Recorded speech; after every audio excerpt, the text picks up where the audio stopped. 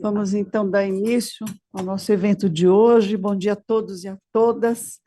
Cumprimento o eminente ministro do STJ, emprestado do TRF3, Paulo Sérgio Domingues, a conselheira Mônica Nobre, o nosso professor convidado de hoje, doutor José Luiz Bonifácio Ramos, da Faculdade de Direito da Universidade de Lisboa, desembargadora Inês Virgínia, desembargador Nelton dos Santos, os nossos coordenadores de hoje, todos os colegas presentes. Temos aqui desembargador Johnson de Salvo, nosso vice-presidente, Marcelo Vieira, João Consolim, Mairan Maia, Consuelo Yoshida, Carlos Delgado, Luiz e vários dos nossos juízes. Antônio Morimoto, ele está escondido ali. Vários juízes e juízas federais que hoje nos prestigiam. Aos nossos servidores, servidoras também, nosso bom dia. E hoje a EMAG, pelas mãos dos desembargadores federais Inês Virgínia e Nelton dos Santos, conta com a presença do professor José Luiz Bonifácio Ramos, que vai nos brindar ao lado do nosso debatedor, ministro Paulo Domingues, com um tema extremamente importante, processo coletivo lá e cá, abordagem sobre Brasil e Portugal. A minha função aqui é apenas dar a todos as boas-vindas. Desde já passo a palavra àquela que vai conduzir os nossos trabalhos, que é a nossa conselheira Mônica Nobre, também emprestada aqui do TRF3 para o CNJ, para que faça a sua saudação. Muito obrigada, vereadora Marisa. Bom dia a todas e todos. Eu cumprimento o professor José Luiz Bonifácio Ramos, da Faculdade de Direito da Universidade de Lisboa, a clássica. E cumprimento também o excelentíssimo ministro Paulo Sérgio Domingues, do STJ. Cumprimento todos os colegas do meu tribunal. Cumprimento os colegas do meu tribunal que organizaram este evento, desembargadora federal Marisa Santos, desembargador Nelton dos Santos, que é corregedor regional da Justiça Federal, e da desembargadora Inês Virgínia. Aos meus colegas, eu faço um elogio e um agradecimento. O agradecimento é por organizarem esse encontro tão importante que se propõe a colocar em pauta o processo civil coletivo, tanto no Brasil como em Portugal. Nosso maior aprendizado vem sempre do olhar que podemos trocar com colegas de outros países, com seus próprios desafios e vitórias. Certamente teremos oportunidade ímpar de acompanhar o que vem de além-mar do nosso amado povo português. Espero que todos possam aproveitar bastante tudo o que hoje nos trará essa troca tão promissora de saberes. Agradeço muito a disponibilidade do professor José Luiz Bonifácio Ramos de vir compartilhar conosco preciosas informações e ao ministro Paulo Sérgio por mediar essa comunicação e nos transmitir, como sempre, sua distinta visão do processo. O processo civil coletivo é a expressão no nosso tempo da segunda dimensão dos direitos fundamentais, que nos coloca dentro do princípio humano da igualdade, na convivência humana, e que emana suas importantes conclusões a grupos grandes de pessoas e à sociedade em geral. Sem mais delongas, eu vou apresentar aos senhores o nosso ilustre palestrante. O professor José Luiz Bonifácio Ramos é jurista português, professor da Faculdade de Direito da Universidade de Lisboa, repito, onde exerce desde fevereiro de 2024 a presidência do Instituto de Direito Brasileiro, unidade administrativa, técnico-científica que tem entre seus objetivos principais o de promover o diálogo entre os dois ordenamentos jurídicos, de Portugal e do Brasil. É doutor e mestre em Direito com agregação em Ciências Jurídicas Civis. Já foi deputado do Parlamento Português e membro do Ministério da Cultura de Portugal. Exerceu atividades de cooperação em Angola, Moçambique e no Brasil. É membro também de conselhos editoriais de revistas científicas e autor de livros e artigos jurídicos.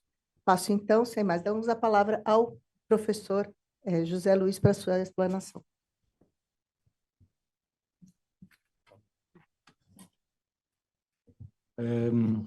Bom dia.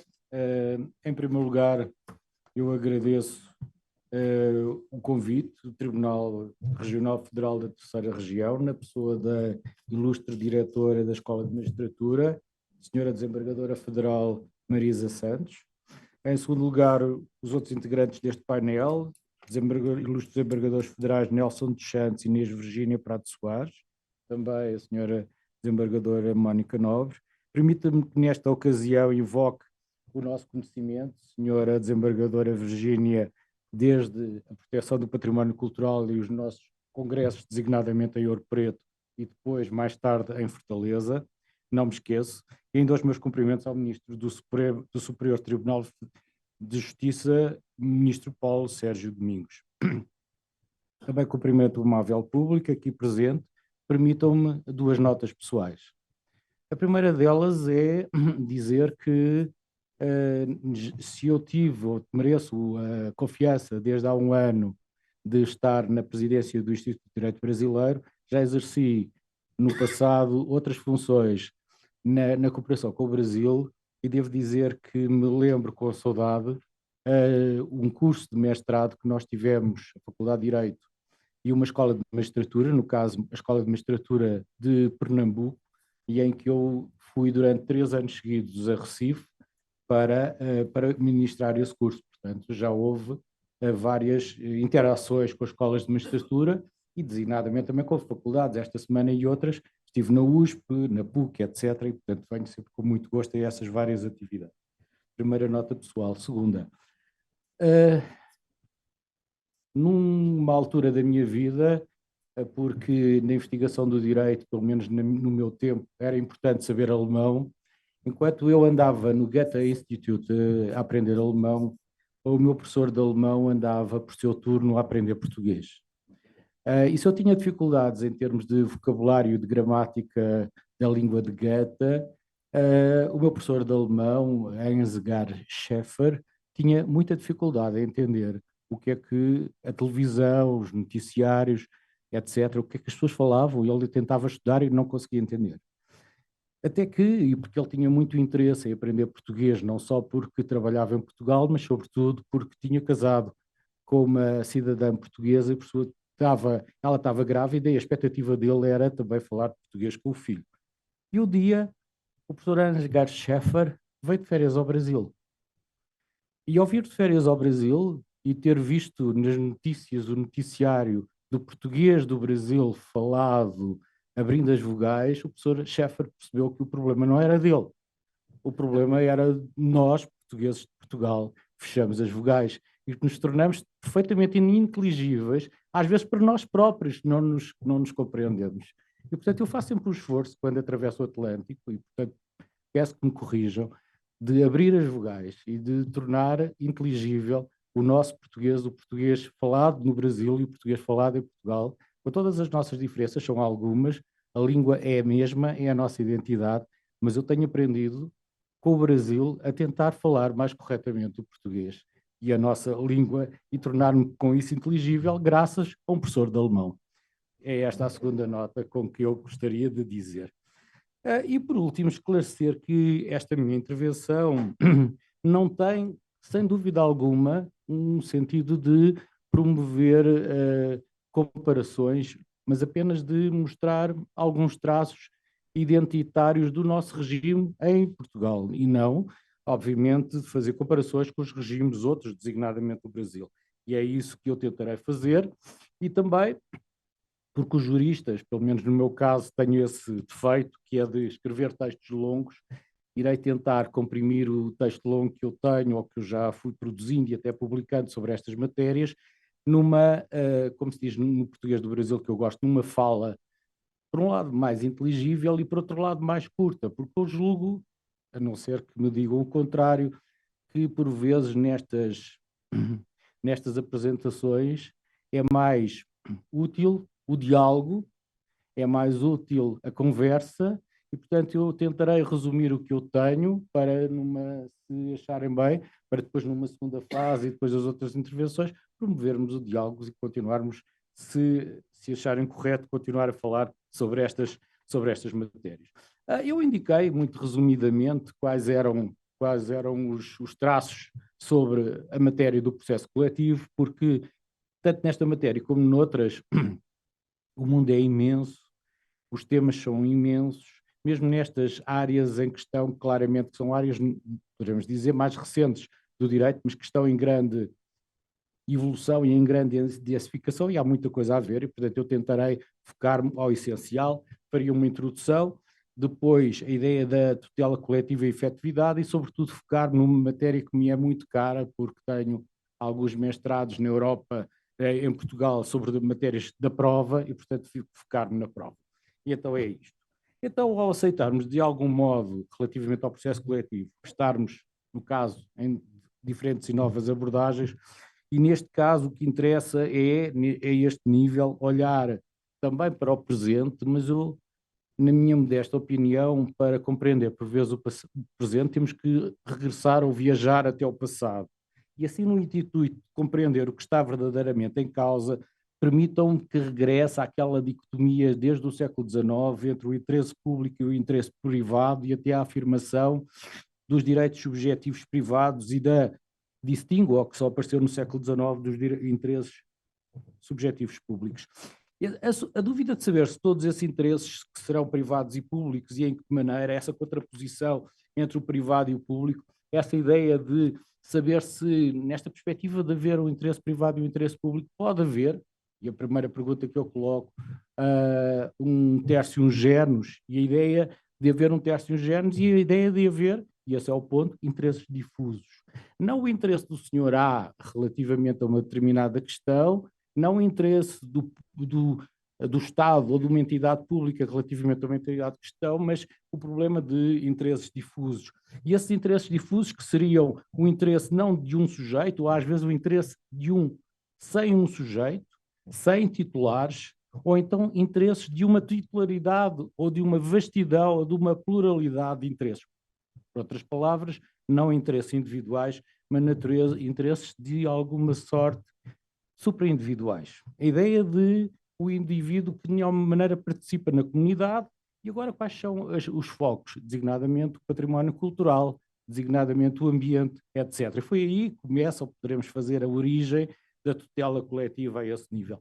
E no caso português, claramente, porque nesta Constituição que é de 76, foi-se de alguma maneira promovendo ou conseguindo promover essa ideia, primeiro do direito de petição, dos indivíduos promoverem uma determinada questão relativamente a ser apreciada no Parlamento, por um lado, e por outro um problema de matérias como a tutela dos consumidores, etc. E começou a haver um regime em Portugal, muito antes das diretivas da União Europeia, que é o regime da ação popular.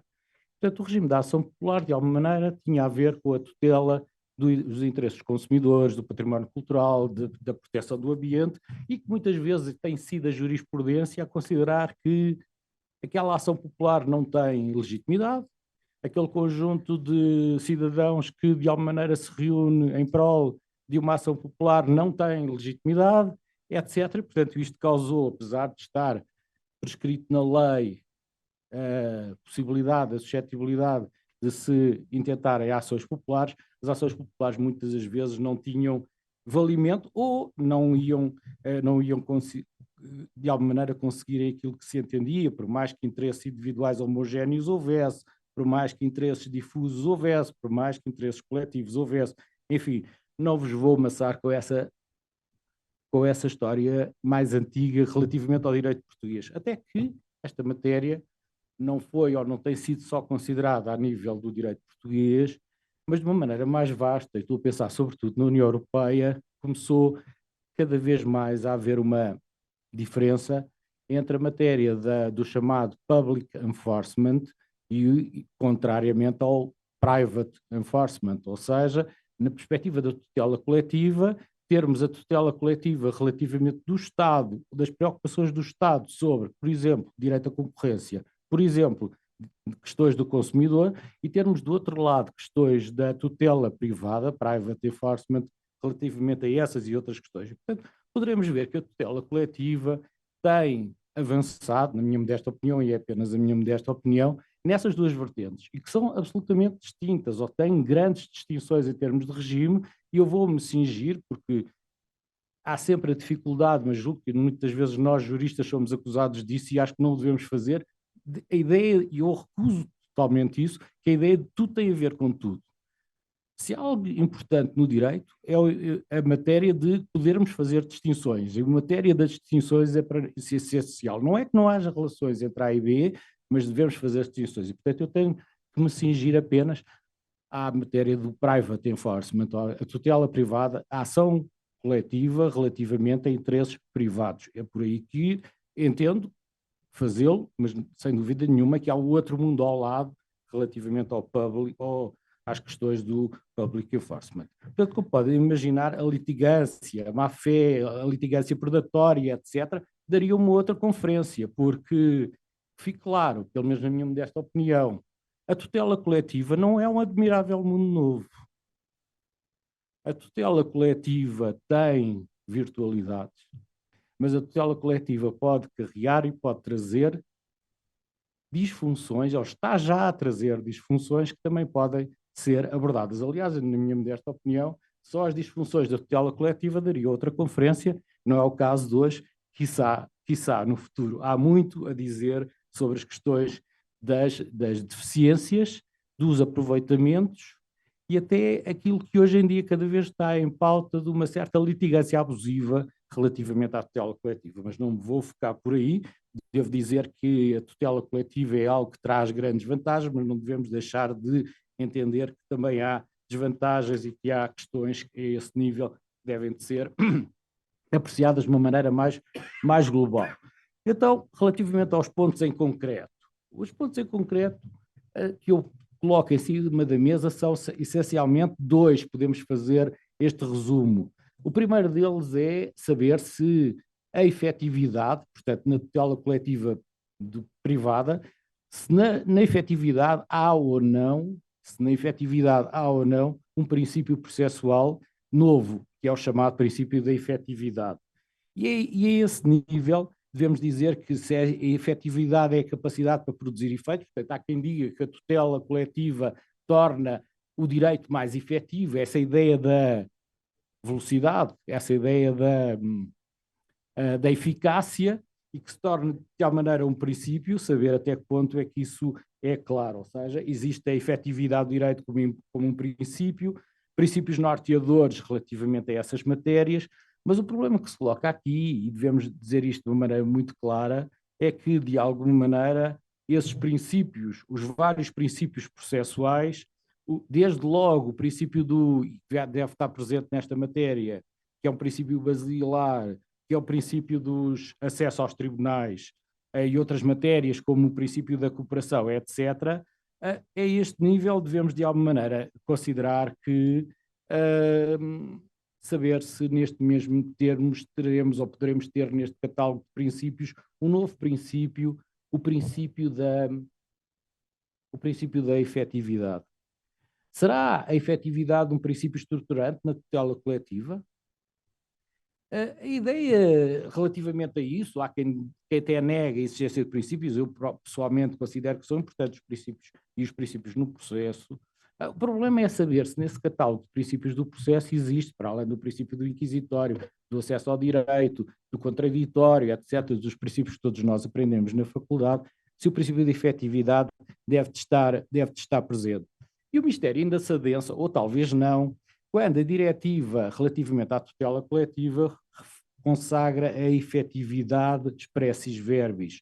Mas, e essa é a primeira dificuldade, no caso português, como sabemos, a diretiva não tem aplicação imediata e de força obrigatória, contrariamente ao Regulamento da União Europeia, a lei portuguesa que transpõe a diretiva para o ordenamento português apaga, omite a efetividade.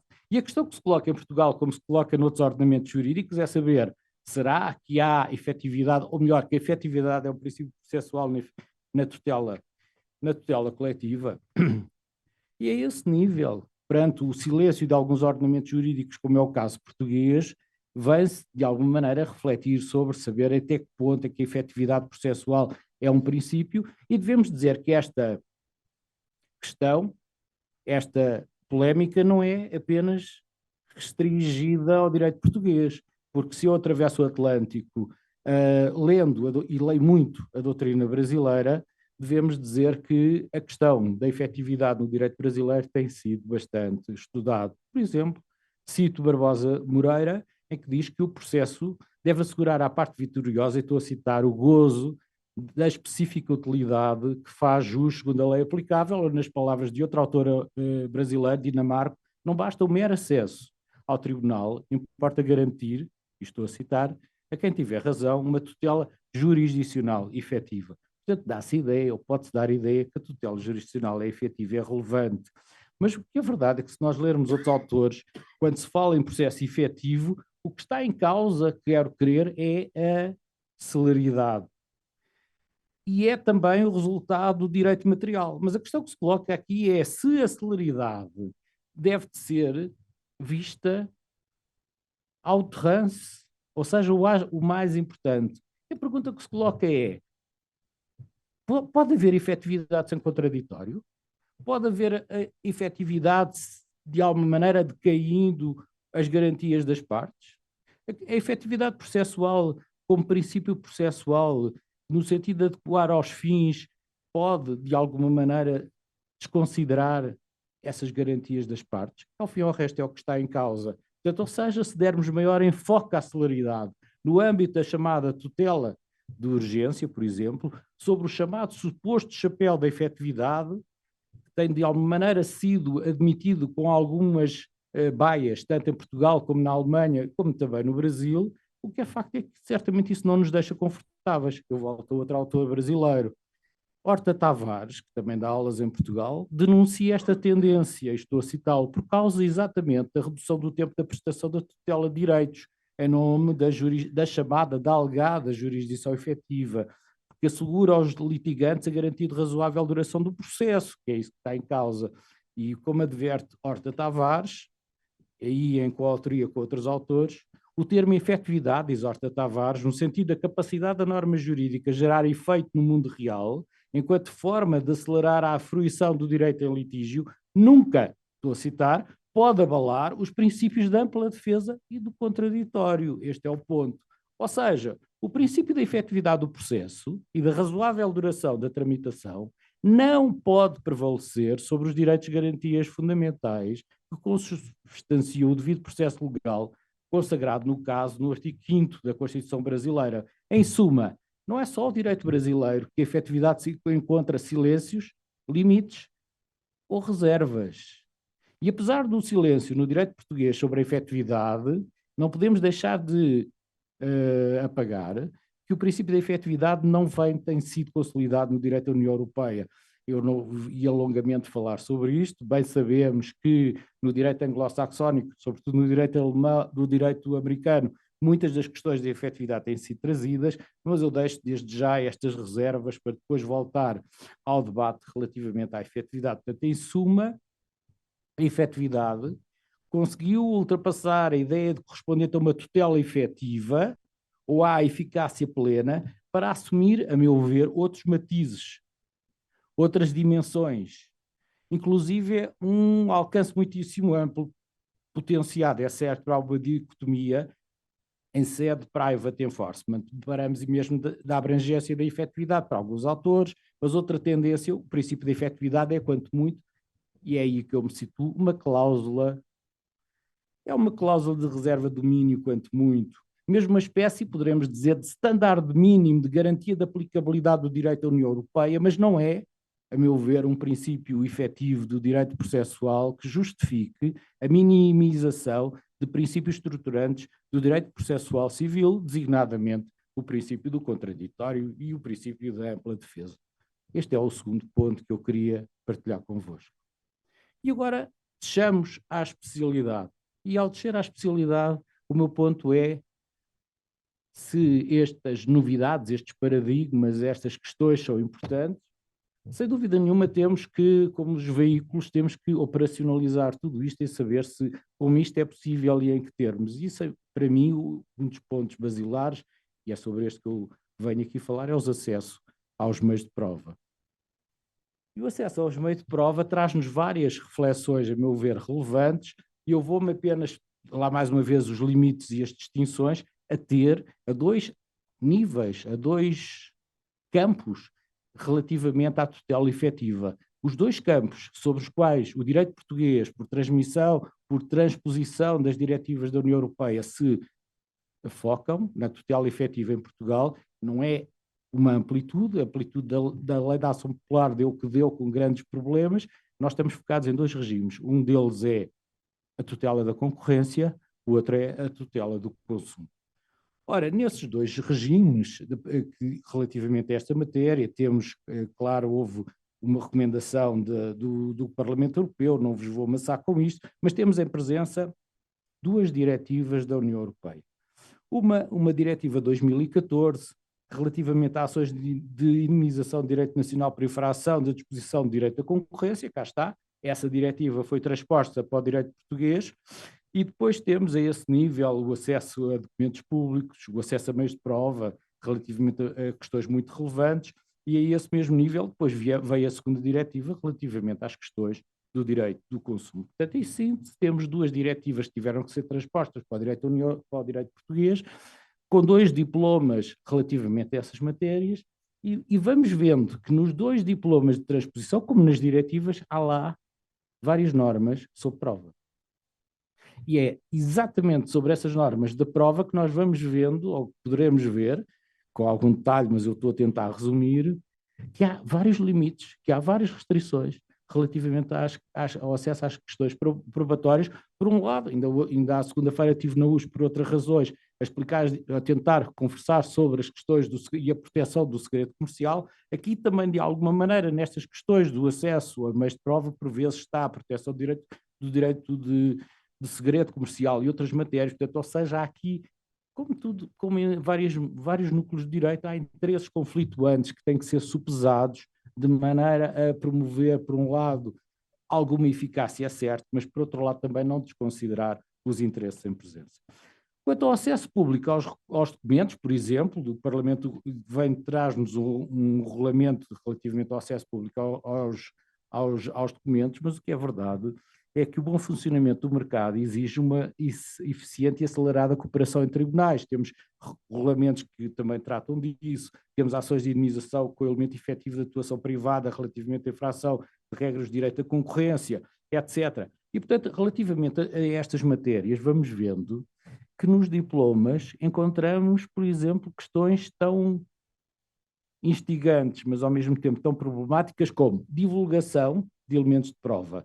Mas, no entanto, por exemplo, relativamente à divulgação de elementos de prova, relativamente a uma ação coletiva, o termo não pode significar, a meu ver, divulgar, difundir ou propagar meios de prova, como qualquer dicionário indicaria. A ratio desse termo deve ser, quanto muito, acesso a meios de prova, no sentido de permitir o acesso de uma maneira caldeada, ou seja, nos termos do artigo 5º, por exemplo, o acesso a provas por parte do demandante, autor ou réu, deve ser fundado em factos, em elementos de prova disponíveis para justificar a plausibilidade do pedido de indemnização. Pois que a ação coletiva não pode servir de pretexto para revelar provas que de alguma maneira poderiam não estar acessíveis e haver outros interesses que justifiquem estes mesmos pedidos. E tudo isso tem que ser caldeado e que estes diplomas tentam caldear exatamente essa mesma matéria. Por outras palavras, há que promover uma estrita ponderação dos interesses em confronto. Interessa acautelar informações confidenciais. Por exemplo, que eu disse há pouco e agora repito, quanto a segredos comerciais e outras informações sujeitas à confidencialidade, elas podem ser acedidas, mas apenas se forem relevantes para a causa. E o Tribunal Nacional deve dispor de um conjunto de medidas tendentes a proteger informações da correspondente divulgação no decurso do processo. Tais medidas podem garantir a possibilidade de ocultar, por exemplo, excertos sensíveis de documentos, conduzir audições à porta fechada, tudo isto é contrário ao processo civil em geral, portanto estamos a falar de especificidades da tutela coletiva, restringir pessoas autorizadas a ver elementos de prova e a instruir peritos no sentido de poderem apresentar, não a totalidade da sua perícia, mas resumos das informações de forma agregada ou de forma não confidencial, sem prejuízo de não afastar, em qualquer caso, é bom dizê-lo, o direito à reparação. E a Lei de 2018, relativamente a estas matérias, destaca-se, por exemplo, a estrita observância do princípio da proporcionalidade, é sempre isso que está em causa, o impedimento da divulgação de informações abrangidas pelo sigilo profissional do advogado, bem como o direito do possuidor do meio de prova requerido pronunciar-se previamente. Denotar, por exemplo, a inclusão de um preceito relativo a acesso a meios de prova antes de intentada a ação. O artigo 13 do dado conteúdo da diretiva colocar em foco no acesso ou no decurso da ação de minimização, ou tendo em conta a obrigação de informar e de apresentar coisas ou documentos nos termos dos artigos do Código Civil português e do Código de Processo Civil português. Ou seja, a estrita ponderação de interesse em confronto tem por fito acautelar as informações confidenciais, assim quanto a segredos comerciais e outras informações sujeitas a confidencialidade, elas podem ser acedidas, repito, se forem relevantes para a causa. E o Tribunal Nacional deve, de alguma maneira, ver e verificar todas essas questões. Quanto ao acesso a elementos de prova no âmbito de um processo de autoridade de concorrência, existe um regime especial nos termos do artigo 6º da diretiva, também não vos vou amassar com os detalhes relativamente a isto, mas devemos dizer, pelo menos em termos de resumo, que no essencial, no diploma de transposição da diretiva para o ordenamento português, tem sido substituída a expressão informação por documentos. E, além disso, os tribunais nacionais não podem, em nenhum momento, ordenar o acesso a declarações de clemência ou propostas de transação. Ou seja, se tal proibição de acesso estaria justificada pelo incentivo à utilização do mecanismo de clemência e de transação, compreende-se menos bem o regime restante, pois a observância do princípio da proporcionalidade poderia ter outras soluções, mas o legislador assim não entendeu. E devemos também não olvidar no regime da concorrência, a lei de 2012, relativamente às disposições de acesso a meios de prova, etc. Quanto aos interesses dos consumidores e ao outro regime, devemos apreciar, na lei, na diretiva correspondente e na lei correspondente, devemos apreciar as relações entre as empresas e os consumidores e os meios de prova necessários estarem na posse de outrem e que as entidades qualificadas deverão ter o direito de requerer ao tribunal ou à autoridade administrativa competente que ordene ao profissional a apresentação das provas relevantes. Encontramos aqui, na verdade, uma orientação mais genérica e devemos dizer mais incisiva, de atribuir aos Estados-membros grande margem para modelar, que foi o caso de Portugal, o poder de requerer provas por parte de entidades qualificadas e assim depois de algum cuidado acerca das informações sobre ações coletivas, nos termos da apresentação de elementos de prova, a determinar que os Estados-membros assegurem em qualquer caso a entidade tenha produzido a prova razoavelmente disponível e suficiente para sustentar a tal ação coletiva. E, portanto, devemos ver que nestes diplomas existe sempre, tanto na tutela dos consumidores como na tutela da concorrência, estas restrições que são de alguma maneira não para implodir ou impedir a tutela coletiva, mas para caldear no âmbito do princípio da proporcionalidade exatamente o que está em causa e o que deve estar em causa para, ao fim e ao resto, qual é o desiderato da ação, senão o apuramento da verdade, mas não significar, ou não possibilitar, ou pelo menos restringir o máximo possível que a tutela coletiva sirva de pretexto para interesses menos lícitos relativamente à verificação do segredo profissional ou, por exemplo, do segredo comercial. Estas são as baias. E, portanto, vamos vendo que há, poderemos dizer, neste regime, e é a outra parte com isto me calo para depois promovermos o debate, para além de ouvirmos o ilustre oponente, poderemos configurar no regime de prova 4 ou 3 fatores, ou 3 vertentes. Uma delas são as restrições, outras as proibições e outras as frustrações probatórias. Ou seja, no regime da prova temos não uma ideia de acessibilidade total aos meios de prova, temos de um lado blocos de matérias que eu qualifico como restrições, temos claramente outro bloco de matérias que significa de proibições, ou seja, o impedimento de acesso a essas provas, e temos outras situações que são limitadas com essas situações de frustrações probatórias. Porque, na verdade, as condutas ilícitas são sinalizadas pelas duas diretivas da União Europeia e têm, de alguma sorte, tentado ser plasmadas nos diplomas de direito português, que sanciona, por exemplo, dando exemplos, até com multas processuais a fixar pelo Tribunal entre 50 a 5 mil unidades de conta, em função da gravidade da conduta, na medida em que dificulta a prova ao autor do réu dos seus representantes ou terceiros, portanto tem dificuldade quando tem que aceder, e no caso de incumprimento, da recusa quando o Tribunal o manda, de cumprir a ordenação da apresentação de meios de prova, o Tribunal ainda pode fixar uma sanção pecuniária compulsória adicional.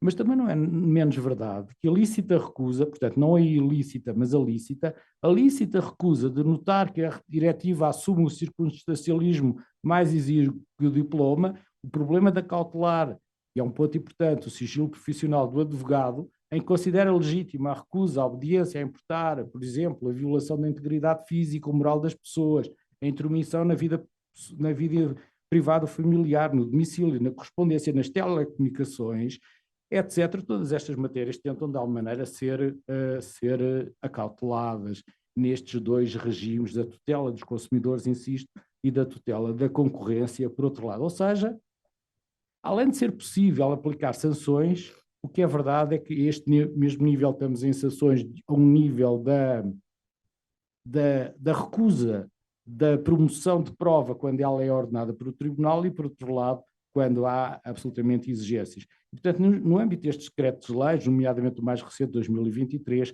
são mesmo sancionados o incumprimento e a recusa em cumprir uma ordenação de apresentação de meios de prova. Portanto, poderemos dizer, em síntese, e vou-me tentar calar no tempo que eu mais ou menos fixei inicialmente, que o silêncio da efetividade significa, a meu ver, que não há princípio da efetividade basilar na perspectiva da tutela coletiva.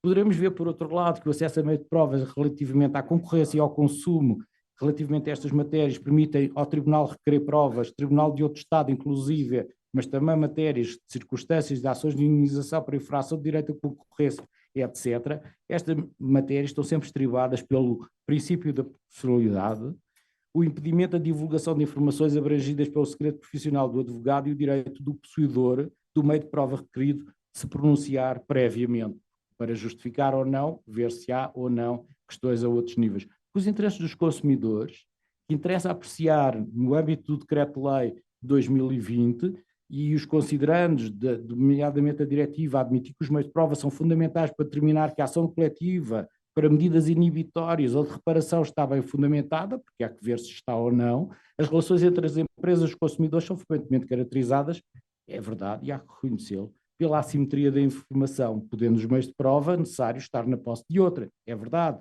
E as entidades qualificadas deverão ter o direito de requerer ao tribunal ou à autoridade administrativa competente que ordena ao profissional a apresentação das provas. Encontramos aqui esta orientação. Mas o acesso probatório, insisto, tem que estar estribado na fundamentação e no princípio da proporcionalidade, de modo a balancear interesses legítimos das partes e terceiros. Encontramos, assim, este extremo cuidado, claro, deve ser apreciado caso a caso, e só a entidade jurisdicional deve, de alguma sorte, caldear. São estes os traços gerais, e devo dizer, sem dúvida alguma, que hoje em dia está cada vez mais em pauta já o que se tem falado relativamente às ações coletivas, o problema dos fundos abutres. Ou seja, só isso daria outra conferência, que é saber que, hoje em dia, as ações coletivas, por causa de serem demasiadamente onerosas, acabam por não ser suportadas por uma associação, que era legítimo como uma ação popular, mas por fundos, e às vezes esses fundos acabam por ter desígnios que podem não ser tão lícitos como isso. Portanto, há o outro lado, há o dark side of the moon, há o outro lado que pode também ser supesado, e de uma perspectiva do princípio da proporcionalidade também pode ser pesado. Eu tenho a ideia que não há direito perfeito, nem há leis perfeitas. Estas normas jurídicas têm sido aprovadas para transpor diretivas da União Europeia, têm sido caldeadas de uma maneira bastante, quero crer, equilibrada, mas também é verdade que estamos em domínios novos e aí que o legislador tem que aperfeiçoar as normas em consonância com aquilo que vai acontecer nos tribunais relativamente às ações em concreto, porque só aí é que, na verdade, e isso sabemos todos e assim é, se aplica o direito. Muito obrigado.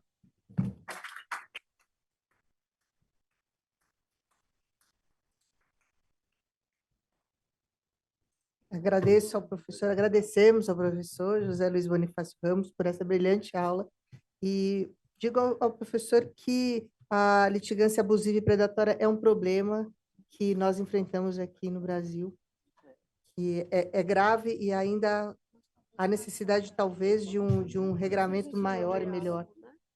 Bom, eu vou passar para o debate, apresentar o ministro Paulo Sérgio Domingos, embora seja de todos nós conhecido, mas o ministro Paulo Sérgio é ministro do Superior Tribunal de Justiça desde dezembro de 2022, é membro da primeira sessão e da primeira turma, foi desembargador federal do Tribunal Regional Federal da Terceira Região, o nosso tribunal, de 2014 a 2022.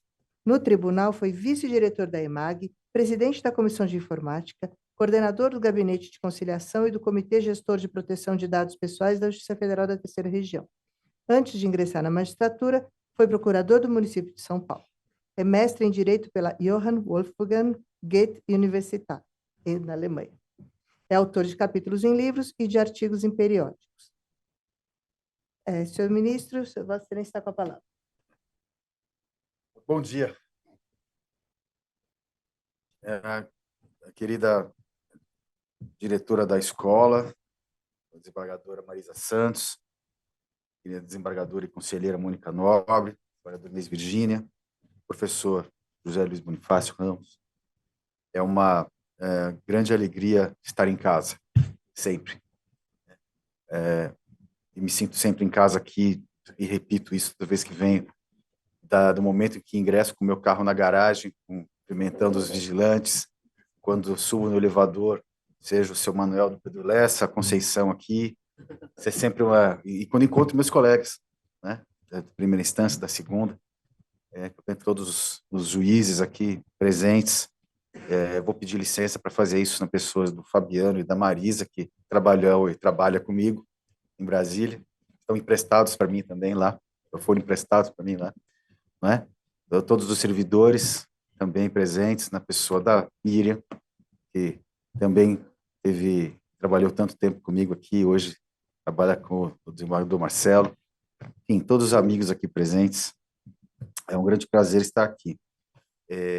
Vou procurar, meu caro professor, após a sua instigante explicação, trazer alguns tópicos que talvez possam ser úteis para conversarmos. Porque quando nós falamos de ações coletivas, a gente fala de muita coisa.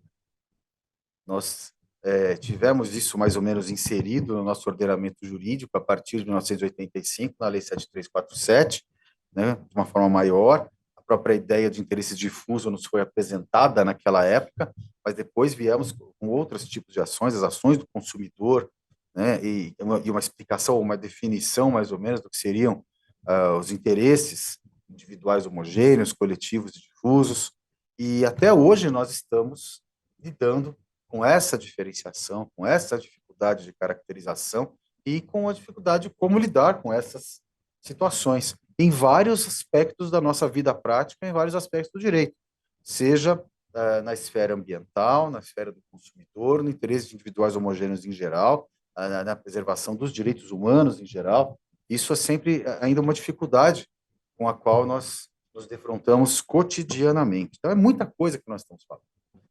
E, infelizmente, nós perdemos já várias oportunidades ao longo dos últimos anos de regular melhor isso. Nós já tivemos aqui, há mais de 10 anos, tivemos debates aqui no tribunal a respeito de um projeto, de um código, de uma lei processual coletiva, do Código de Processo Coletivo, o desembargador Nelton participou disso também, que poderia ter sido aprovado, foi objeto de discussões longas, né, e muito boas, mas depois se disse, não vamos fazer isso, ao invés de aprovar isso, vamos deixar para tratar no Código de Processo Civil que estava sendo gestado, né? Aí, quando chegou 2015, deixaram de lado o capítulo do processo civil coletivo e nós ficamos sem o código específico e sem o capítulo das ações coletivas no Código de Processo Civil novo. E ele já nem é mais tão novo assim, já fez 10 anos de aprovação e 9 de entrada em vigor, e nós continuamos sem esse tipo de norma. Então, é uma pena que a gente venha desperdiçando essas oportunidades de modernizar a nossa legislação e de esclarecer as coisas que nós, no judiciário, enfim, a gente vem se defrontando com isso todo dia, e ainda resolvendo coisas que já eram para estar resolvidas, né? Já eram para estar solucionadas há muito tempo. A prevalência de uma decisão, de uma ação coletiva que verte sobre direitos individuais homogêneos, o consumidor, o servidor público, né? A prevalência de uma ação individual ou da ação coletiva proposta por uma associação, por um sindicato, os meios de prova, o ônus probatório, Tudo isso são questões que já poderiam estar sendo resolvidas.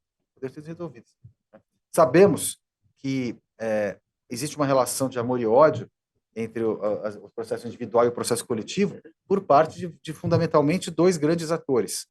Primeiro, os réus, seja o poder público, seja as grandes empresas, que enfrentam litigâncias de massa, às vezes predatória, mas às vezes também justa.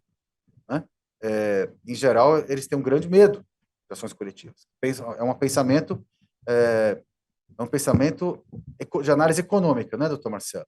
Ao invés de eu pegar uma ação só, que vai decidir se eu levo tudo ou nada, se eu perco tudo ou se eu não perco nada, eu vou deixar isso pulverizar em milhares de ações, centenas de milhares de ações, porque assim eu posso ganhar algumas e perder outras. Eu não preciso ficar entre 0 e 100. Posso ter 20, pode perder 30, posso perder 70, mas não é tudo. Então, é uma análise de um risco, né? E o judiciário que se lixe com isso. O judiciário que se vire. E as pessoas que se virem.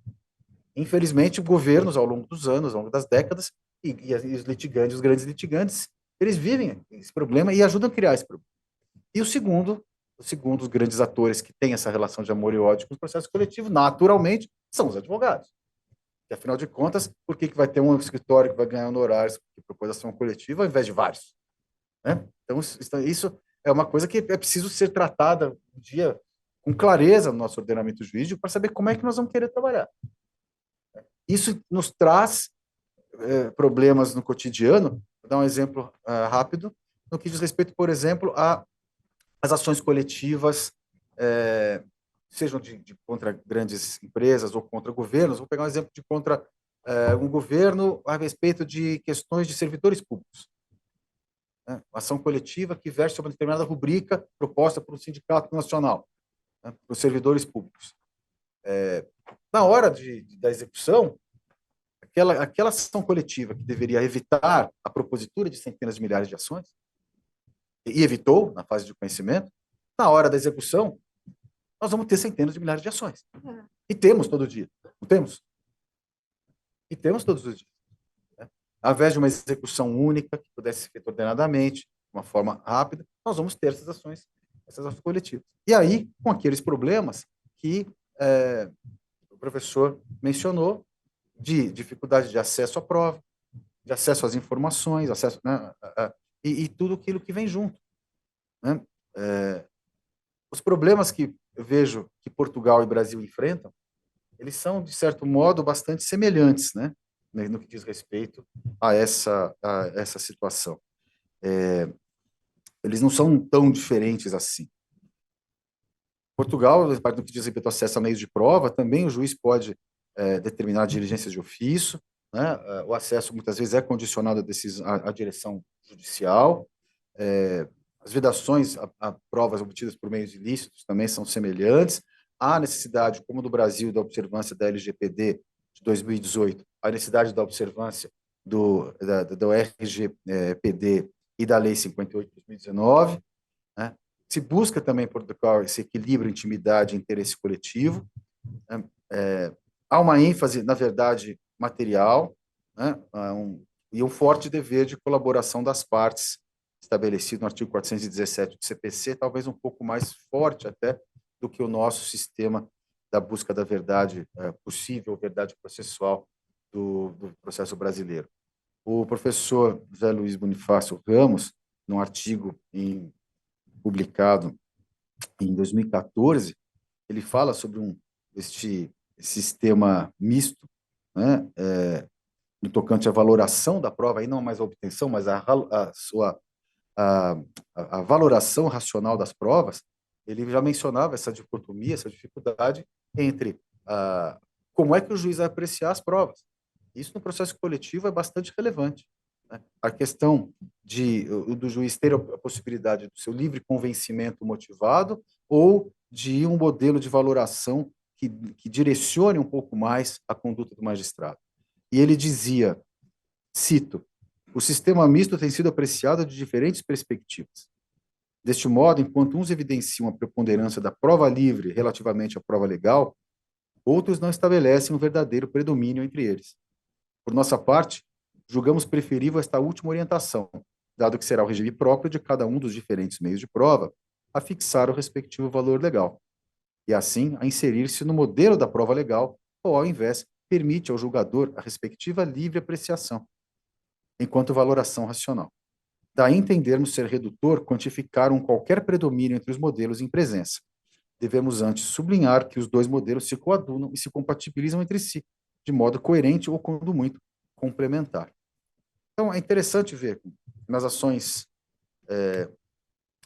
coletivas, essa maior liberdade ela acaba sendo muito necessária para atender essas situações peculiares, né? Sempre, tanto lá como cá. Né?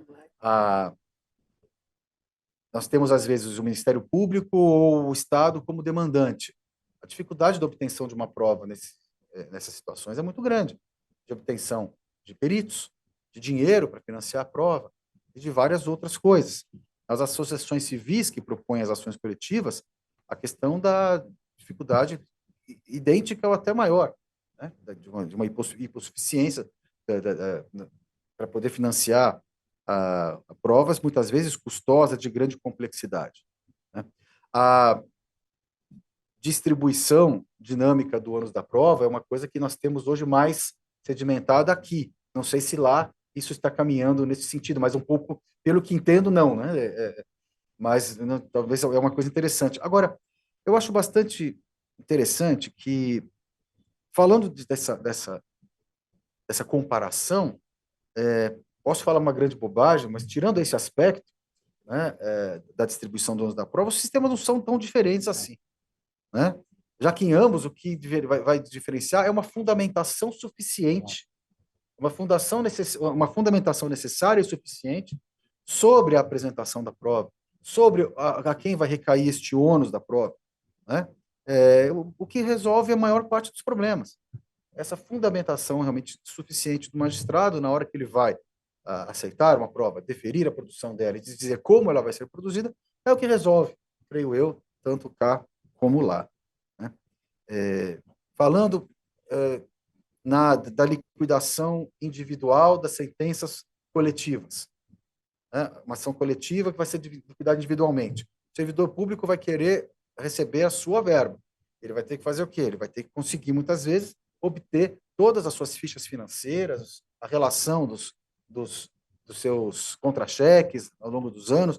Né? E quem vai ter isso? Quem vai ter isso é o seu empregador. Né? Um consumidor tem que fazer a prova do dano. Como é que ele vai fazer isso?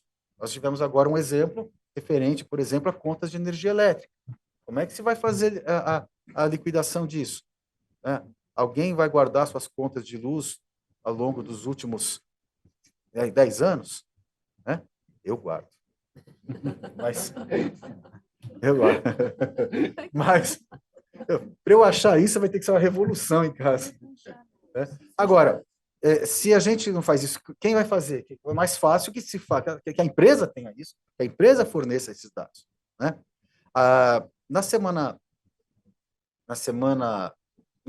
semana, anteontem, se concluiu um julgamento no STJ, na primeira sessão, a respeito do PASEP, das discussões sobre saques indevidos no PASEP, onde os servidores, no plano de previdência de servidores públicos, né, tradicional de servidores públicos, que é antigo, antiquíssimo, né, já há mais de 30 anos que não há depósitos de fundo. Mas houve muitas fraudes e saques indevidos. E aí, de quem é a responsabilidade por localizar esses documentos? Né? E houve uma discussão a respeito disso. Se era o Banco do Brasil que geria o PASEP, que deveria ter esses dados, deveria fornecer essas provas, ou se o próprio cotista do PASEP deveria fazer a sua prova.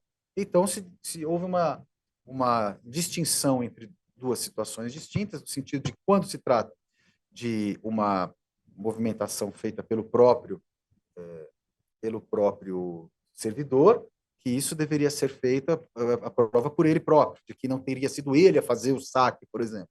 E de quando se tratar de uma movimentação feita a pedido diretamente pelo próprio empregador dele, desconto em folha, etc., que era uma outra modalidade de movimentação, o ônus da prova seria, então, do banco. Bom, perdão, ao contrário, seria do servidor. Né? Então, essa é sempre uma grande dificuldade, mas olha quantos e quantos processos, milhares de processos para discutir de quem seria o ônus probatório para isso. E muitas vezes tem que ser do indivíduo ou do consumidor que tem que demonstrar, de alguma maneira, que sofreu o dano, né? É muito difícil isso sempre que seja feito. Queria falar um pouco, dentro desse aspecto ainda da probatório, da responsabilidade civil aqui em matéria, eu destaquei aqui a matéria ambiental, que é algo também extremamente difícil de se fazer, né? Para começar, pelos vários tipos de responsabilidade civil que se reconhece hoje em matéria ambiental, né? E como valorar isso? Como valorar? Ou a dificuldade de valoração dá para fazer com que a gente ignore essa responsabilidade, a dificuldade de uma prova e da valoração dela, dá para ignorar? Basta lembrar que a gente hoje reconhece diversos tipos de dano ambiental. O dano ambiental em natura mesmo, aquele que se refere à lesão direta aos bens ambientais, né? Destruição de matas, poluição de rios, contaminação do solo, etc., né? Danos morais coletivos, que são ofensas a valores e a direitos coletivos relacionados ao meio ambiente, que afetam o direito difuso da coletividade ao meio ambiente ecologicamente equilibrado, né? Dano intergeracional, o dano que se refere ao comprometimento direto, né, das gerações futuras de usufruir de um meio ambiente ecologicamente equilibrado, né, quando essa degradação criada agora vai comprometer o usufruto dos recursos naturais lá no futuro. Dano ambiental futuro, não aqui de dano intergeracional, mas aquele que se refere a um risco, uma ameaça de um dano ambiental que, apesar de não ter ocorrido agora, ainda não ter ocorrido agora plenamente, terá uma grande chance de se manifestar no futuro, um dano relativamente previsível de que virá a acontecer no futuro. Também danos sociais com uma lesão a valores sociais, valores coletivos, resultante de degradações ambientais que afetam as condições de vida, a saúde pública, a estrutura social de uma comunidade ou de uma sociedade, que comprometem o bem-estar coletivo. Basta pensar nas barragens de Mariana e de Brumadinho, né? Que afetou não só fisicamente as pessoas, mas afetou todas as condições de vida, a própria saúde pública. E eu não falo nem só da captação direta de água, por exemplo, do Rio Doce ou dos outros rios, mas de diversos outros aspectos da vida das comunidades envolvidas. Sem falar no outro tipo de dano, num sexto tipo de dano, que é o dano cultural ambiental, dano, né, que diz respeito à lesão e elementos ambientais de um valor cultural, são protegidos pela sua relevância histórica, por ecossistemas essenciais para comunidades tradicionais, como as comunidades indígenas, quilombolas e etc., né? Dano emergente, lucros cessantes ambientais, né? Aí são prejuízos patrimoniais decorrentes de danos, divididos entre dano emergente, o prejuízo imediato, e os lucros cessantes, que levam à reparação econômica por perdas financeiras diretas e indiretas causadas pelo dano ambiental. Aqui eu posso falar, por exemplo, dos pescadores, tá? De quem vivia da pesca, né, no Rio Doce, ou na foz do Rio Doce, né? A reparação do dano pela sua irreversibilidade, quando não é possível a reparação do dano ambiental, e sim a sua conversão em perdas e danos, mas a mais do que isso, o dano causado, por exemplo, por uma destruição de ecossistemas únicos, que não pode ser, de fato, reparada, e não é só pela ausência da reparação, mas pela perda daquele ambiente, né? Os danos interinos, danos ambientais interinos, vale dizer, aqueles danos que, ainda que o dano ambiental tenha sido reparado, este vem a ser reconhecido como existente pelo tempo em que aquela comunidade deixou de poder usufruir daquele dano ambiental. Ainda que tenha sido recomposto durante anos ou décadas, aquilo lá ficou destruído e a comunidade não pôde usufruí-lo. Isso pode dizer respeito também não só ao dano ambiental, como a outras espécies de interesse difuso, como, por exemplo, o patrimônio cultural, o patrimônio histórico, né, que tenha sido degradado por muito tempo, ainda que venha a ser restaurado no futuro. Danos intercorrentes, danos que decorrem do processo de restauração, do processo de recuperação ambiental de um dano original. Muitas vezes ele pode trazer, as ações corretivas podem levar a alguma espécie de dano, também que deve ser levado em consideração. Quer dizer, danos ao patrimônio genético, e aí, enfim, eu já falei de 11. Chega. Mas chega não, porque a gente agora está tendo que lidar com uma outra espécie de situação. Quando a gente fala de recuperação ambiental, a gente está falando basicamente de reparação ambiental, de medidas compensatórias e de indenizações, né, gerais à coletividade. Mas a gente tem uma outra coisa acontecendo agora, para além daquilo de dizer que quando a recuperação ambiental não é possível, se deve recorrer a medidas compensatórias, como criação de áreas de conservação, etc. Nós estamos falando de uma outra coisa, nós estamos falando agora também de danos climáticos. E a litigância climática começa já a acontecer, ela há de ser levada em consideração. Porque um dano ambiental causado hoje, ele não vai simplesmente levar a sua reparação resolver o problema, ou a sua cessação resolver o problema, não. Está causando danos que vão se projetar para além da coletividade, para além daquela região, para além daquele país.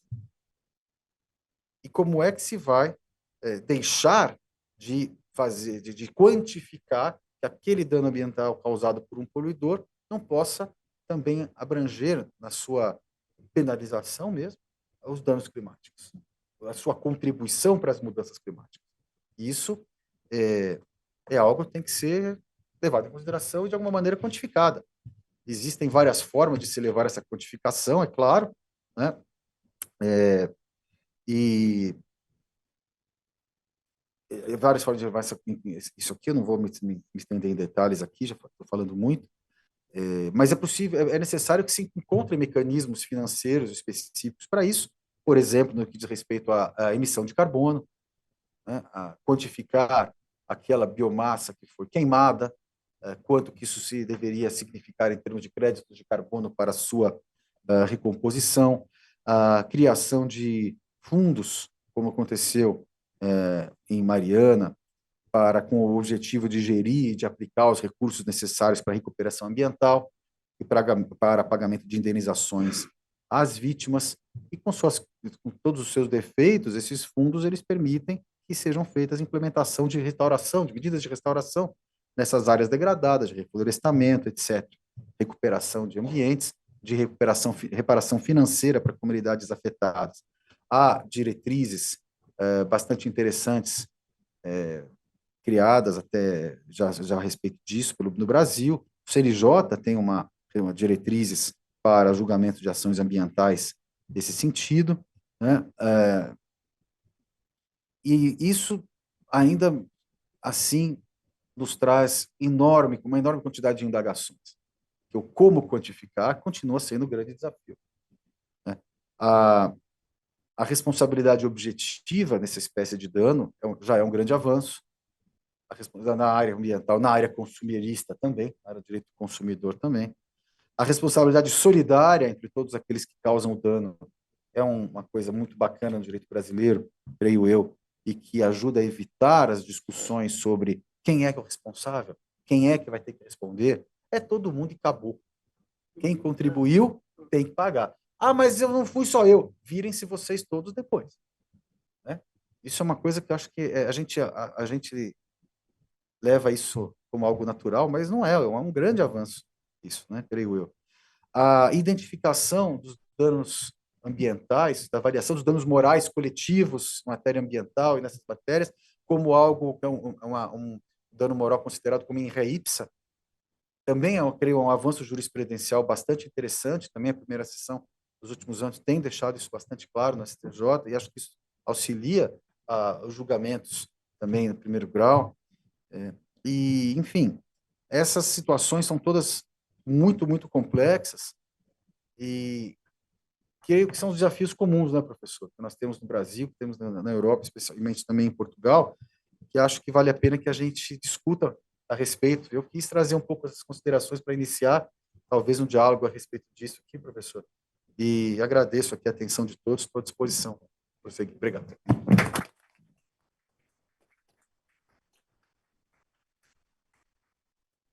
Agradeço ao ministro Paulo Sérgio. Ministro, Vossa Excelência falando e eu pensando nos nossos processos aqui, pensando nos processos CNJ. Essa semana nós tivemos um evento que o desembargador Johnson participou como palestrante sobre cooperação judiciária e tratamos lá dos casos de Brumadinho, casos das enchentes do Rio Grande do Sul, Enfim, Ah, eu vou... esqueci de falar do Rio Grande do Sul ainda, verdade. Ficou mais complicado ainda que os outros. Mais complicado. Eu vou devolver a palavra ao nosso palestrante. Está com a palavra, doutor. Muito obrigado. Sr. Ministro, as considerações foram muito instigantes, não me cabe a mim comentar, apenas dar duas notas diferentes relativamente às experiências distintas do nosso ordenamento em Portugal. A primeira delas é todas essas questões que o Sr. Ministro foi elencando, muito relevantes, do direito do consumidor, etc. Todas essas questões são questões muito relevantes que nós, na nossa experiência antes de chegar as diretivas da União Europeia e os ordenamentos de transposição para o ordenamento jurídico português, tínhamos a chamada ação popular. E nessa questão da ação popular havia podemos dizer isto, uma vertigem, que era a vertigem de entender que a ação popular, era uma panaceia, era uma possibilidade, era um instrumento válido para acautelar a defesa do consumo, a defesa do património cultural, a defesa do ambiente, a defesa de todas essas matérias que poderemos englobar numa classe genérica de interesses difusos. Mas na realidade, esse era o ponto, na realidade fomos vendo, utilizando aquele termo do direito anglo-saxónico, muitas vezes vemos o direito é work in action, o que é que se passa nos tribunais, íamos vendo que na lei da ação popular, na tutela da ação popular, muitas das ações eram rejeitadas ab início, porque os tribunais consideravam que as entidades não tinham legitimidade. E o ponto essencial do falhanço, poderemos dizer, de muitas das questões, ainda hoje discute no Supremo Tribunal de Justiça questões, porque é bom dizer que estas leis da private enforcement e da ação coletiva não revogaram a ação popular, portanto a ação popular continua a existir, mas o problema da ação popular, há colegas meus que são bastante entusiastas da ação popular, vamos vendo que as questões da legitimidade acabam por, de alguma maneira, pôr em causa muitas questões da ação popular. E eu queria sinalizar a esse nível que os diplomas da tutela coletiva que resultaram da transposição das diretivas da União Europeia têm um ponto que é exatamente o ponto de saber, e essa é talvez a diferença relativamente à ação popular, de saber quem é o titular do direito da ação coletiva e a restrição da titularidade do direito à ação coletiva. Por exemplo, basta pensar que a este nível nos consumidores são titulares do direito à ação coletiva há associações e fundações que têm um interesse na demanda e as autarquias locais. E, portanto, teremos aqui, a este nível, situações de restritividade relativamente à disposição de ações coletivas e depois temos, para além disso, no diploma, requisitos estritos de legitimidade ativa das associações e das fundações. Ou seja, enquanto nós tínhamos um mare magnum, se é possível dizer, na ação popular relativamente à interposição de ações com base nos interesses difusos, não estou com isto a dizer, atenção, que os interesses difusos não merecem tutela. O que eu estou a dizer, sem dúvida alguma, é que, na realidade, esse entusiasmo bastante programático da ação popular acaba por falhar muitas vezes por questões de legitimidade, e a este nível, não estou a dizer que a solução é melhor ou não, há uma grande restritividade relativamente à propositura. Uma observação. Segunda, é verdade que eu sou tão antigo, que devo dizer que, para além de me ter me licenciado e ter feito o mestrado e quase me ter doutorado no século passado, o que é verdade é que tenho acompanhado ao longo dos tempos, desde o século passado até hoje, a evolução de alguns ordenamentos que me são mais próximos, designadamente o direito brasileiro. E acompanhar com muito interesse os trabalhos que vão originar o decaimento do Código de Processo Civil, chamado Código, poderemos dizer, Código Buzaide, para o Código de 2015. Aliás, em Portugal até houve conferências, eu fui convidado ontem na PUC pela professora Teresa Arruda, ainda me lembro quando a professora Teresa Arruda em Portugal ia explicando as inovações do Código de Processo Civil, que deu depois do Código de Processo Civil de 2015, e o que se falava muito na doutrina, e a doutrina brasileira, e por causa do vosso, julgo que artigo 6º vou dizer de cor, do Código Consumidor, se não for, corrijam-me, relativamente às questões o Sr. Ministro referiu, a questão da dinamização do ônus da prova. A nossa expectativa era tal que o Código de Processo Civil de 2015 ia plasmar no Código aquilo que a maioria da doutrina do Brasil que eu ia lendo, e não só no Brasil, também noutros ordenamentos, e também em Portugal há quem defenda, ia plasmar a dinamização do ônus da prova. Mas, para surpresa das surpresas, pelo menos a minha leitura, no Código de 2015, é que a dinamização do ônus da prova é consagrada de maneira muito restritiva. É consagrada de tal maneira restritiva que eu diria, se me é permitido entender isto, claro que, como sabemos, a dinamização do ônus da prova é algo que foi, certamente no direito argentino, foi pensado por alguns autores e depois fez uma evolução, apesar do direito argentino não o ter consagrado no Código. Vamos vendo que isto levava também a outra conferência, que certamente a dinamização do ônus da prova acaba por ser, de maneira casuística, muito mais restritiva no Código, se isto é permitivo fazer esta observação de alguém que está de fora e não é especialista, obviamente, no Código de Processo Civil brasileiro, uma restritividade que, de alguma sorte, se pode entender que a dinamização do ônus da prova acaba por não resolver tudo ou não resolver grandes medidas relativamente a essas mesmas matérias, por um lado, e por outro, permitir e essa é uma das minhas preocupações relativamente a decisões mais ou menos idênticas com soluções diferentes em termos de repartição do ônus da prova, porque é bom dizer, e com isto me calo, que o modelo anterior, eu não estou com isto a fazer proselitismo, que é um modelo não dinâmico, ou seja, um modelo estático. Esse modelo estático, em vários ordenamentos, desde o direito alemão, o direito austríaco, o direito italiano e também o direito português, permite situações de inversão do ônus da prova e de situações de especialidade probatória em que o regime por assim dizer, da rigidez da prova acaba por não funcionar da mesma maneira do tal ativismo ou dinamização probatória. E a questão que se coloca a esse nível é saber até que ponto é que na tutela coletiva estas matérias de dinamização podem ser transpostas. É toda uma questão que eu não tenho solução, mas dizer que a este nível, pelo menos nos ordenamentos que eu conheço e a este nível da tutela coletiva, há questões de inversão do ônus da prova, sem dúvida alguma, mas dinamização tenho algumas dúvidas, mas com isto me calo e claro que o debate nos pode enriquecer e sem dúvida alguma o ponto é o seguinte, ninguém tem, como na cozinha aqui também não, ninguém tem a receita correta relativamente a problemas que são problemas complexos, problemas instigantes, problemas que estão na ordem do dia, que são de alguma sorte novos, é certo, com questões e com problemas que são antigos, que o direito tem tentado resolver de maneiras distintas, mas que, sem dúvida alguma, olhando com algum cuidado, a solução não é definitiva e certamente não é acabada, com certeza. Muito obrigado. Muito obrigada, professor. Antes de devolver a palavra ao ministro Paulo Sérgio, eu vou facultar a palavra à desembargadora Inês Virgínia para suas considerações. Bom dia a todas e todos. Eu falo aqui como coordenadora em nome meu e do doutor, meu colega, doutor Nelton dos Santos.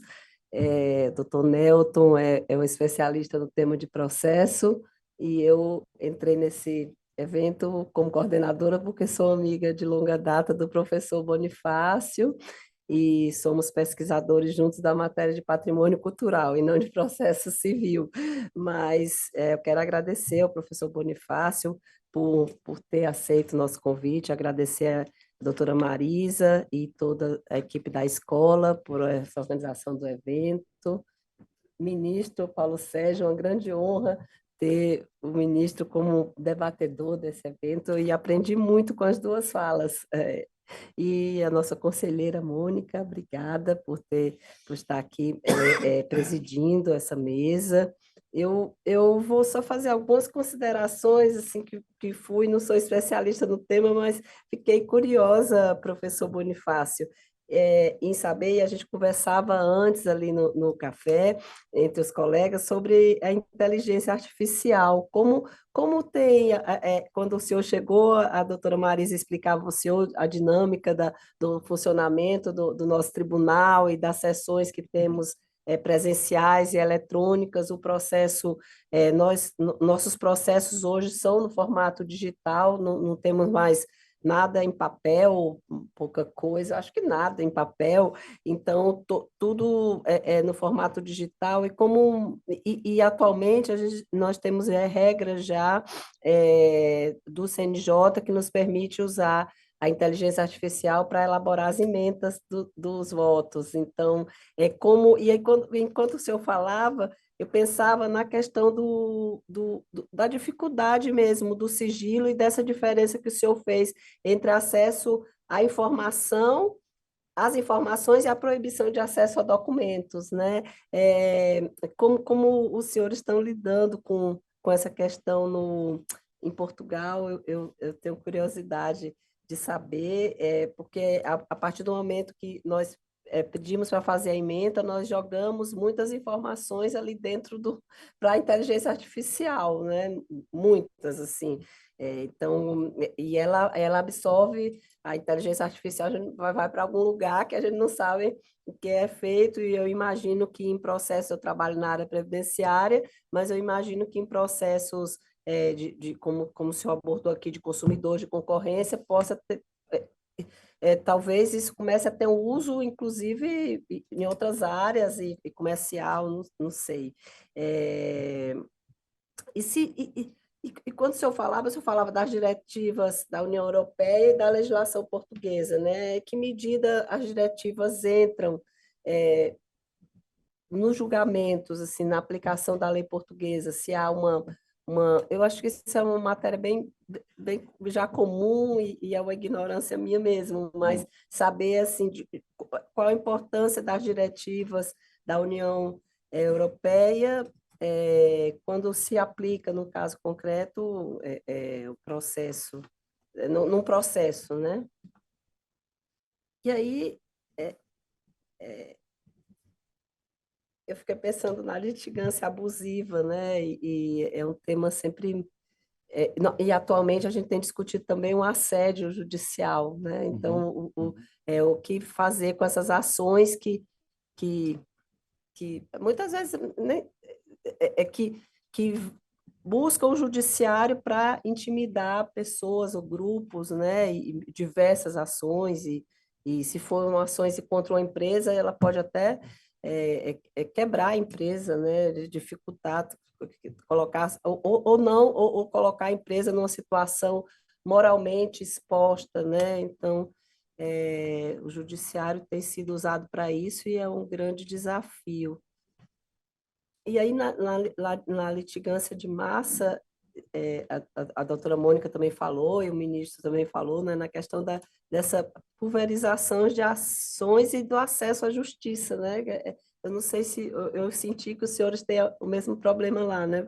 Eu falo do acesso porque muitas ações dessa não precisavam ter milhares de ações para se resolver algo, e a gente acaba deixando de julgar outras questões que são importantes também, ou julgando com um prazo mais longo, porque tem que dar conta dessas ações.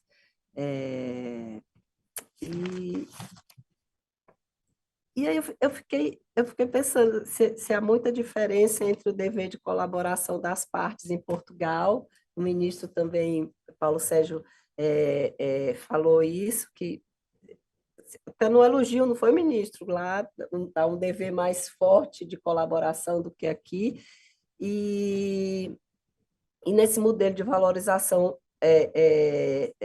da prova pelo magistrado, eu fiquei assim, porque aqui no Brasil a gente tem uma grande dificuldade mesmo, e o ministro colocou do financiamento da prova, porque a prova, muitas vezes, assim, uma prova ambiental, ou uma prova de patrimônio cultural, que é um tema que o senhor entende bastante, tem bastante expertise, precisa de uma perícia. Então, quem financia essa perícia, né? Naquele momento? A gente, até hoje, há essa dificuldade, embora se tente regulamentar isso e o judiciário ter dado algumas respostas para essa questão do financiamento, mas sempre há dúvidas e há uma prova que muitas vezes não é bem robusta, bem feita, porque não se tem recursos mesmo para fazer, né?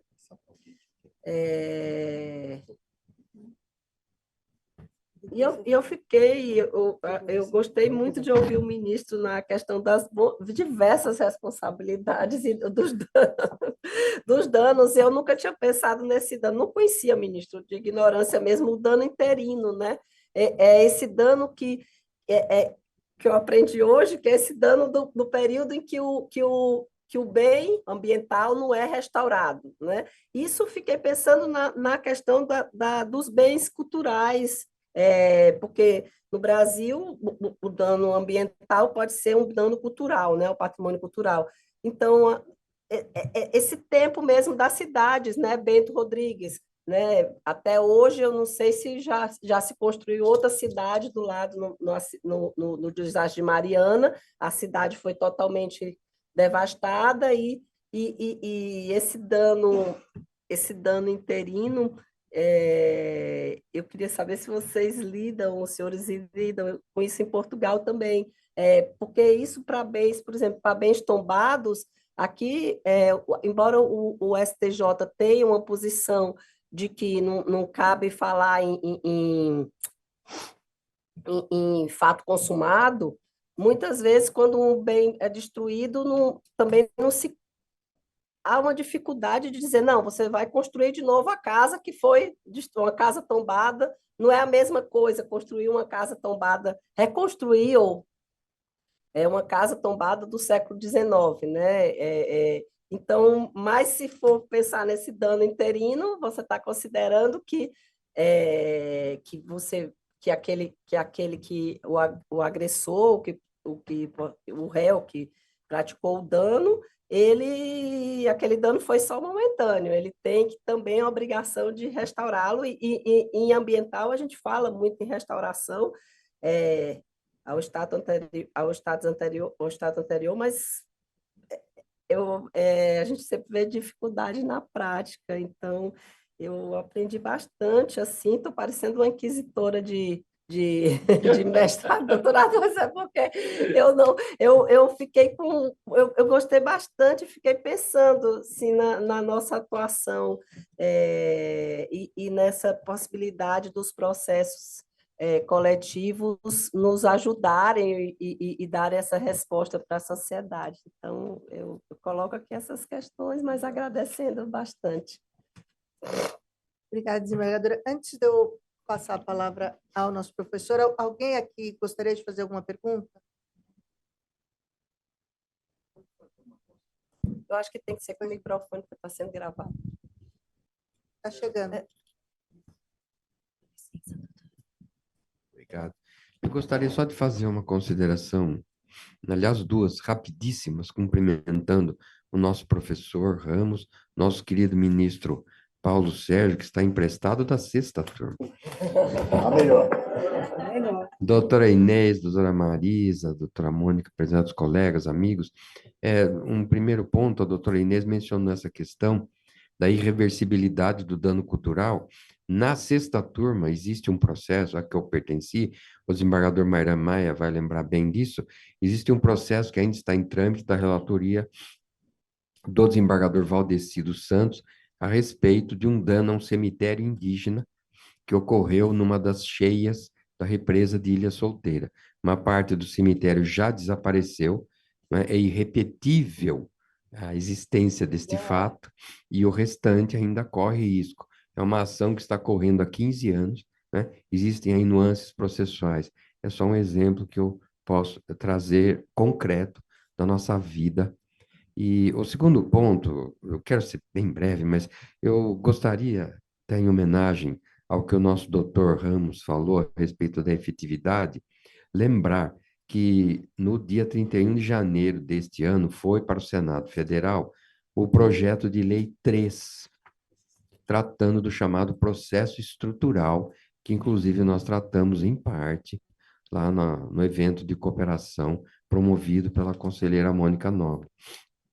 Na minha visão, é um processo, o desembargador Nelto dos Santos, que é processualista, sabe muito mais do que eu disso, vai ocupar um bom espaço no Brasil da ação civil pública, né? Porque é um tipo, se procura uma mudança de estrutura para além dos interesses públicos privados, né? E é muito curioso que eu li o projeto da lei, procurei pensar sobre ele, existe muita coisa a ser pensada e aprimorada, mas eu achei um bom projeto. Eu, ali, na minha visão, pelo menos do que consta, não explicitamente, né? Mas nós podemos inferir do inciso 9 do artigo 2º, e depois do artigo 11 desta lei, que trata, digamos assim, da execução, seja do acordo, do evento consensuado, acordo, né? Ou da decisão impositiva de reestruturação, de estruturação para o futuro, muito para além do passado, né? Existe a preocupação com a efetividade, né? Não está escrito com... Não existe a palavra efetividade, mas existe o sentido da efetividade. Então, na minha pobre visão, eu acho que nós podemos falar que, pelo menos no PL3, existe a preocupação com a efetividade. Porque, por exemplo, com máximo respeito, o dia que se findar esta ação civil pública, que eu já referi, isso não é devido ao relator e muito menos à turma que tem se... E é devido ao tempo, né? Carnelutti dizia que o tempo é inimigo do processo, mas o tempo é inimigo de tudo, né? Até da existência humana. Então, eu não sei se ainda resta alguma coisa hoje do cemitério, né? Está perdido para sempre. Mas, retornando e terminando, eu só queria lembrar isso, né? Que nós temos, pelo menos, neste projeto de lei, que, no meu sentir, vai ocupar um grande espaço, que hoje é o espaço da ACP, que a míngua de coisa melhor era o instrumento, era a panaceia para todos esses males.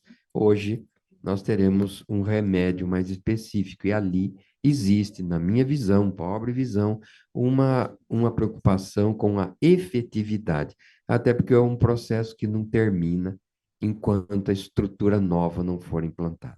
É só isso, é só uma observação. Obrigado. Obrigada, desembargador. Professor? Eu, como disse a desembargadora Inês Virgínia de Sabatina, na verdade é isso, mas aliás eu devo dizer que a Sabatina eu aterrei no Brasil no domingo, e fui na USP na segunda-feira sobre segredo comercial, na PUC sobre cortes superiores, e fui avançando, portanto estou sendo sabatinado com muito gosto até voltar a partir, e volto dia 28 à USP para um congresso sobre um tema também instigante agora no direito brasileiro, que é a titularidade de terra agrária, saber se os estrangeiros podem ter titularidade de terra agrária. Portanto, a minha sabatina continua, e agora vou ver se tenho pelo menos nota positiva nessas várias sabatinas, e tentar dialogar e aprender. E a esse nível, relativamente à última pergunta, eu estou exatamente estudando, e aí é que não tenho resposta alguma, sobre algo que é, julgo que, importado dos Estados Unidos relativamente a algumas ações, que é a questão do processo estrutural. Eu sobre o processo estrutural não respondo, que ainda tenho que estudar.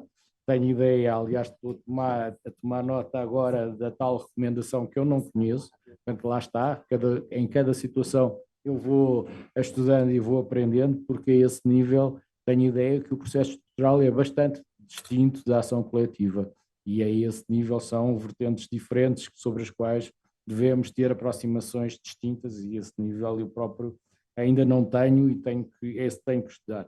Aliás, dizia o professor Oliveira Ascensão, com alguma graça, enfim, já não está entre nós, foi meu presidente de banca de mestrado e meu presidente e meu orientador de tese de doutoramento, que ele dizia: se há alguém que pode ter a liberdade de dizer não sei, é um doutor em Direito. Portanto, pela minha parte, quando não sei, eu digo, sem dúvida alguma, que não sei, e o problema do processo estrutural é algo que eu vou estudando.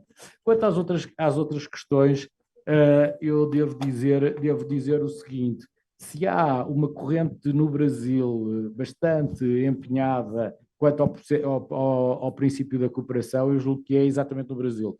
Eu não conheço nenhum ordenamento ou nenhuma doutrina, a não ser o Brasil, relativamente, por exemplo, posso citar alguns autores brasileiros, estou-me a lembrar sobretudo o professor Freddy Didier e outros, que bem são entusiastas do princípio da cooperação, que nós em Portugal e noutras paragens temos alguma restritividade relativamente ao princípio da cooperação e até questionamos, alguns de nós, sobre saber se é um princípio ou não, pela razão simples que a ideia adversarial pode colidir com o princípio da cooperação, apesar de bem saber que na última reforma do Código de Processo Civil português o princípio da cooperação também está lá, mas o problema é saber se caldeado e em que termos. Quanto a outras questões, só apenas duas, não vou tentar responder a todas, diria apenas duas, e uma delas que me parece importante, que é a seguinte, a relação ao segredo e ao que a desembargadora perguntou. Podemos fazer, a meu ver, uma distinção bastante relevante entre, por um lado, segredo comercial e, por outro, direito à propriedade industrial.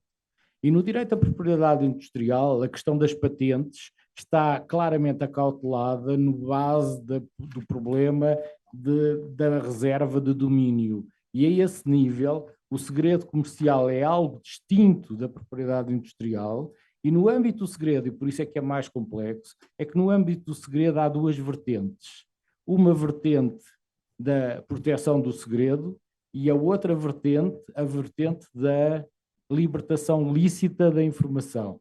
Penso num terceiro que, de uma maneira lícita, divulga a informação, não está a fazer algo de ilícito, está a fazer algo de lícito. Designadamente até o problema da comunicação social, quando liberta informações no sentido da proteção do consumidor, o que quer que seja, não está a cometer nenhuma ilicitude desde que esses meios sejam possíveis. Logo, a matéria do segredo é algo bastante, segredo comercial é bastante complexo, porque tem uma vertente de libertação lícita e de libertação ilícita, enquanto que na propriedade industrial isso não acontece, enquanto há a proteção da marca, como é óbvio.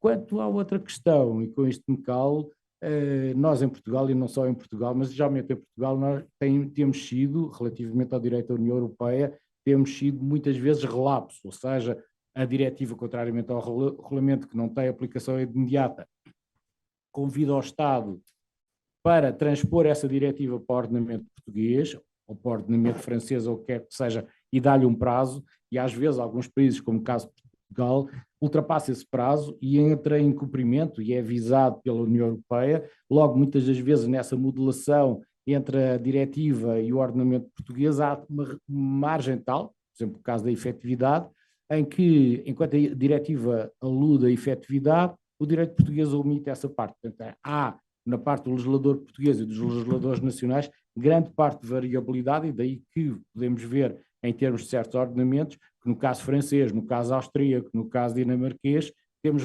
regimes jurídicos diferentes do caso português ou do caso espanhol, porque a transposição da diretiva em um caso violou, mas há aproximações a determinados níveis que noutros, obviamente, não acontece, há situações diferentes. Uma última nota relativamente ao digital. Eu sou realmente do tempo em que ainda o processo, quando fiz estágio de advocacia, o processo era claramente físico. Hoje também em Portugal temos, obviamente, uma grande influência do digital, mas devemos dizer que houve também a esse nível, eu escrevi sobre isso, a fase do Covid foi uma fase absolutamente matricial relativamente à questão do digital e para mostrar, e esse é o ponto, pelo menos nós nos temos batido por isso, que alguns princípios do processo puderam ser postos em causa na fase do Covid, o que significa que no fim do Covid, pelo menos em Portugal, relativamente ao processo civil, se justificou o regresso às audiências presenciais por considerar que o processo não pode ser todo digital. A fase digital, designadamente a fase dos articulados e a fase de instrução, será eminentemente digital, mas a fase da audiência de julgamento e a produção de prova de algumas matérias relativamente à produção de prova, designadamente as inspeções, a prova pericial, etc., deve ser presencial por causa de um princípio que nós, de alguma maneira, tentamos, ou pelo menos no direito português, tenta estar bastante acautelado, que é o princípio da imediação. E há, sem dúvida alguma, diferenças entre o juiz que aprecia o depoimento de uma testemunha através do computador, de um juiz que aprecia o depoimento da testemunha em sala de audiência de julgamento. E a esse nível, em relação à prova, em relação à audiência de julgamento, eu posso dizer, pelo menos estou naquela corrente, que não sou um entusiasta do digital, no sentido de pensar a determinados níveis que pode pôr em causa, ao fim ao resto, o apuramento da verdade, e esse nível merece essas reflexões. Quanto à inteligência artificial, enfim, isso daria toda outra conversa, também há reservas e, sobretudo, o problema é que essas reservas, e isso é bastante interessante, é ver que os principais peritos, as pessoas que mais sabem sobre a inteligência artificial, em vez de, contrariamente à comunicação social, serem totalmente entusiastas da inteligência artificial, vêm sinalizando os diversos perigos da inteligência artificial. Isso me parece bastante relevante e com isto me calo. Muito obrigado. Muito obrigada, professor. Eu vou devolver a palavra ao ministro Paulo Sérgio. Bom, muito boas as considerações e muito instigantes também. Eu vou começar falando um pouquinho sobre os danos interinos, né, que já tem sido objeto de algumas decisões isoladas na STJ.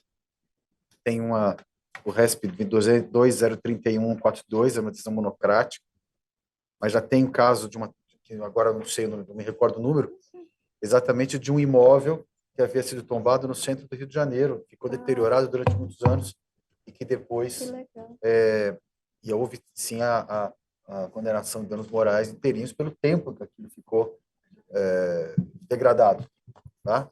Eu fui relator desse caso, mas não me lembro agora o número. Posso procurar. Então é uma coisa bastante nova, bastante interessante, e agora já tem muitos processos já em andamento, especialmente propostos pelo Ministério Público, muitas ações coletivas falando de danos climáticos. Ainda não chegaram as turmas da Direito Público da STJ, mas vão chegar já já. Né? Vão chegar já já. Eu tenho muita tristeza quando eu falo das oportunidades que a gente perdeu de melhorar a nossa legislação de ações coletivas, porque quando surgiu a Lei 7347, ela foi revolucionária. Nós estávamos no finzinho de uma ditadura, e a aprovação de uma lei que permite a participação da sociedade civil na propositura de ações contra quem quer que seja, de direitos que envolvam toda a coletividade, é uma coisa tanto subversiva, né? Se a gente parar para pensar, Sim, não é? sim. Um dia, O problema é a realidade. eu sempre gosto de contar que um dia eu perguntei ao professor Watanabe, que foi o professor Kazuo Watanabe, que foi nosso professor, né? E perguntei, professor, quando isso passou, em 1985, no Congresso Nacional, passou porque era um desejo deles de aprovar uma coisa tão bacana e democrática, ou passou porque não entenderam muito bem o que estava acontecendo?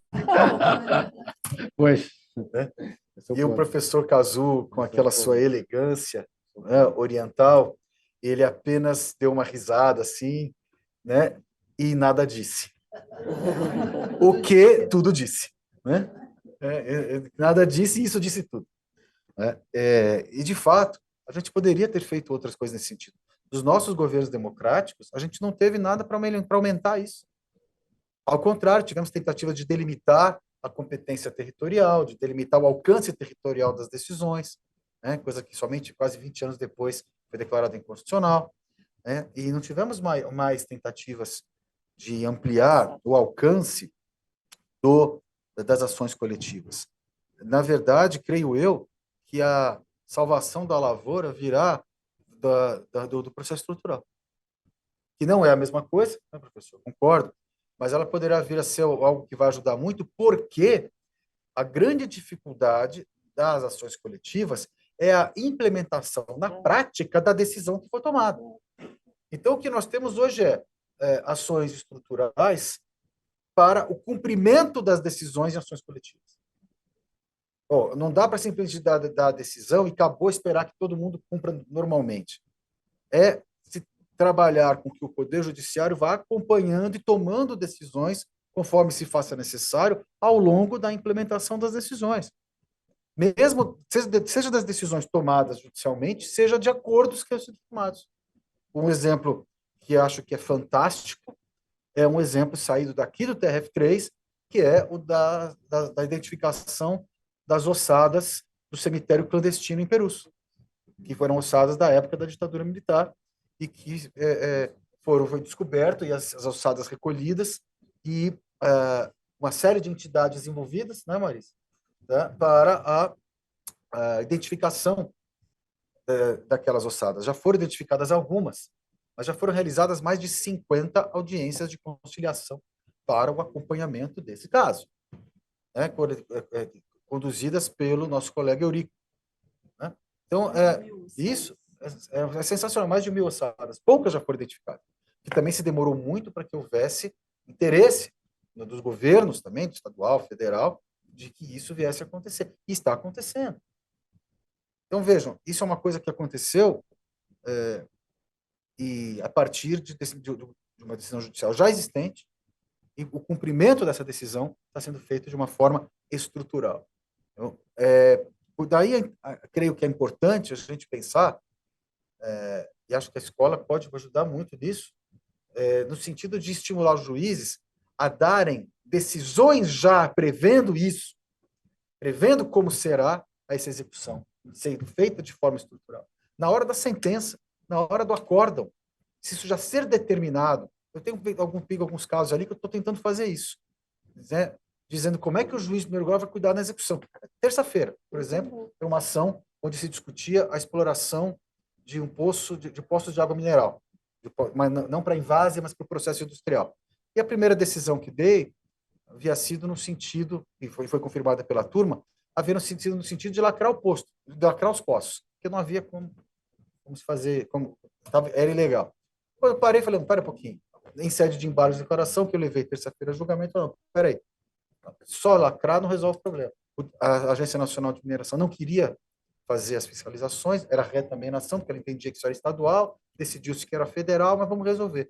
Então, eu fixei procedimentos e prazos para que a empresa fizesse os requerimentos e reunisse a documentação necessária, para que a Agência Nacional de Regulamento, prazos para que a agência definisse como seria feito esse licenciamento e para que a agência decidisse o requerimento que fosse feito para a regulamentação desse uso da água mineral, né? Dizendo que isso tudo ficaria a cargo do juízo da execução em primeiro grau, que poderia, inclusive, fixar as eventuais multas pelo descumprimento dos prazos estabelecidos.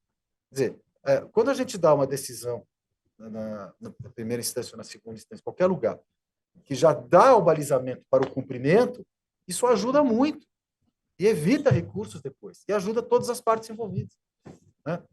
No acordo, a mesma coisa. Então, acho que isso aí é o que pode salvar, vamos dizer assim, as ações coletivas, tendo em vista essa complexidade da sociedade moderna. Isso vale para os processos do Rio Grande do Sul, decorrentes das enchentes do Rio Grande do Sul, tanto no aspecto privado como no aspecto público.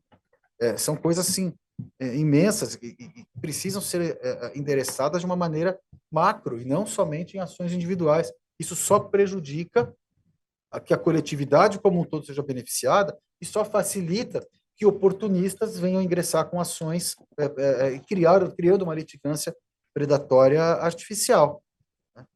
E por falar em ações predatórias, litigância artificial, a gente vai ter que lidar com isso tudo sendo feito por IA, e nós vamos ter que trabalhar com isso. Eu já tive a oportunidade aqui nesse auditório falar que a gente tem que avançar no uso da IA para mais além do que estamos fazendo, mais além do que estamos achando que é útil, né? Temos que perder esse medo. A decisão minutada na IA é uma decisão minutada por qualquer um, pelo juiz, pelo servidor, pelo estagiário, por quem quer que seja. O juiz assinou é dele. E pela quantidade que vem acontecendo, já em 2017, houve um evento no aeroporto de Hong Kong, as manifestações grandes contra o governo lá, que pararam o aeroporto de Hong Kong. No dia seguinte, as pessoas que estavam no aeroporto, que ficaram 24 horas dentro do aeroporto, sem poder voar, as pessoas, no dia seguinte, começaram a receber mensagens convidando para propor ações judiciais para venderem seus possíveis créditos de indenização. As pessoas, como que você sabia? Porque elas estavam no aeroporto. Como? Por geolocalização do celular. Começaram a receber. E aí nós tivemos o quê? Essas pessoas propondo ações por intermédio de IA, porque eram todas iguais, de inteligência artificial, as empresas aéreas, ou IA infraero, de lá, que eu não sei como chama, né, contestando por IA, as duas partes eventualmente negociando o valor por IA, e se chegando a uma conclusão por inteligência artificial também, né, sem intervenção humana nenhuma. Ora, nós vamos ter a ideia de que no século XXI nós vamos estar fazendo com que todo mundo use IA, menos o juiz. Todo mundo pode, menos o juiz.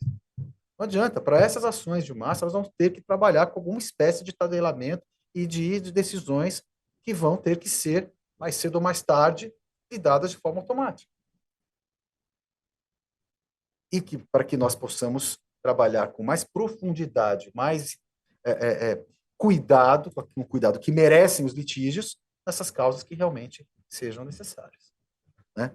Então, essas ações de massa vão ter que ser dadas de uma maneira, enfim, com a mesma espécie de guerrilha que é feita na propositura das ações e na contestação das ações. Infelizmente, a gente tem que se preparar para isso, né? Tomara que não precisamos chegar a esse ponto. Tomara, né? Ou tomara que quando a gente chegue nesse ponto eu já esteja aposentado, né? Mas a gente tem que estar preparado para isso. Obrigado. Muito obrigada, ministro. Desculpa, só mais uma coisa. Só mais uma coisa. Tudo isso baseado na história do dever de colaboração, ou do princípio da colaboração, que eu estava esquecendo de falar. Tá? Uma pergunta para os que estão aqui presentes. Alguém já viu colaboração acontecer? Eu já. Quantas vezes? Poucas. Pois. De colaboração entre as partes para produzir prova. Não. Porque contra mim, Estamos a falar. Não, sim. contra mim é muito raro. Sim. Né? Negócio jurídico processual, está no CPC, lindo, mas eu só vi um até hoje. Né? As pessoas são adversariais, e a gente tem que ter estímulos para que elas realmente possam colaborar no processo. A ideia de que as partes são atores que buscam, em colaboração, levar o juiz a conhecer a verdade, declarar a verdade, é muito bonito. É poesia. Né? Mas eu vou pegar aquela minha prova, vou esconder até o fim, se aquilo lá claro. for contra mim. Claro. Né? A pessoa eu já paguei, eu falei, tá bom, eu tenho que colaborar. Tá bom, tá aqui o recibo, tá, eu mostro. Ele já pagou mesmo, ele não me deve mais nada. Né? Eu não sei, eu nunca vi isso. Mas não. Né? Mas era só isso que eu também Mas, queria ministro, mesmo, quando o senhor falava, eu fiquei pensando, mesmo por exemplo, no caso de Perus, né? Teve uma conciliação, mas a dificuldade das partes colaborarem ou deixarem o papel de litigantes quando o processo é findo. Assim, isso que também eu acho que o grande desafio assim, do processo estrutural também e de ações que findam e depois tem que se fazer um acordo para se cumprir. A parte parece que continua sendo adversária, mesmo quando ela recebe uma resposta. Isso é desafiador, né? Isso me leva a dois aspectos que eu acho que vai comentar. Um é o de que aí nós temos questões políticas envolvidas, isso demorou mais de 20 anos para que viesse a ter, que fosse rolar, os governos estadual e federal ficaram durante muitos e muitos anos contestando e se recusando a colaborar. Houve um determinado momento político que isso mudou, né? Então, e a partir daí que houve essa vontade de participação, de colaboração. E o segundo aspecto é no sentido de que precisou ter a intervenção judicial para que as pessoas colaborassem. O que a gente vê muitas vezes é que as pessoas até topam colaborar, topam conversar, desde que tenha um juiz avalizando. O judiciário dando seu aval àquela situação. né? Quem trabalha com conciliação vê isso acontecer cotidianamente, e muitas vezes o juiz tem esse papel mesmo. Muitas vezes esse papel é um papel tão ou mais importante do que dar uma sentença, que fazer um voto, que vai ser muito mais eficaz na prática, e vai atingir a vida das pessoas, vai produzir um efeito na vida das pessoas e da sociedade muito mais amplo, mais rápido e mais efetivo. Que é um grande aspecto que o professor defendeu o tempo todo na sua fala, que é o dessa efetividade. Obrigada a todos. Quando eu escrevi aqui o encerramento, eu não tinha dúvida de que nós teríamos aqui uma oportunidade ímpar de aprendizado. Nesse momento é que nós sentimos orgulho em fazer parte do Poder Judiciário, de entender o papel fundamental que enfrentamos e exercemos em nosso cotidiano, apesar desses muitos desafios.